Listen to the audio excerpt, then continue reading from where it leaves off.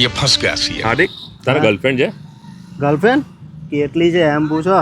કાલે જ મોમ્સ કેફેમાં જમીને આવ્યો એને લઈ. એવું હવે સાંભળી લે એક વાર. ગર્લફ્રેન્ડ કેટલી છે એમ પૂછો. હવે તારી મોમ્સ ને બતાવી દઉં? ના મમ્મી નહીં, મમ્મી મને બહુ મારશે. ના જોન્ટી ભાઈ, હવે બતાવી દઉં. ના મમ્મી નહીં પ્લીઝ. જો માર ના ખાવ તો મને મોમ્સ કેમ ખવડાય?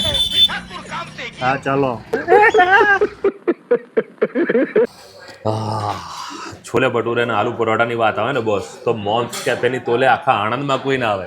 અને એમાં પાછું બિલ તો હાર્દિકભાઈ કાઢવાના એટલે.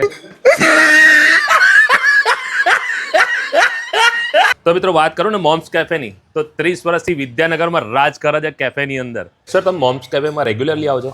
હા, હું રેગ્યુલરલી ઘણા વર્ષોથી આવું છું. અને તમારું ફેવરેટ ફૂડ કયું અહીંયા? અહીંયા જનરલી એમનો ઓથેન્ટિક ટેસ્ટ છોલે ભટુરે અને પરાઠામાં એમની સ્પેશિયાલિટી છે. હવે આપણે પ્રોપર આણંદના?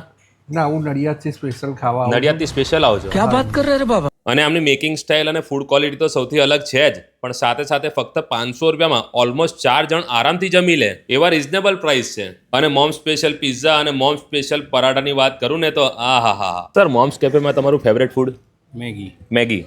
અને જો એડ્રેસની તમને વાત કરું ને તો moms cafe exact Vidyanagar railway સ્ટેશનની સામે આવેલું છે. અને બસ આ રીલ બતાવનારને કોમ્પ્લિમેન્ટરીમાં મોકટેલ ફ્રીમાં આપી દેવાનું.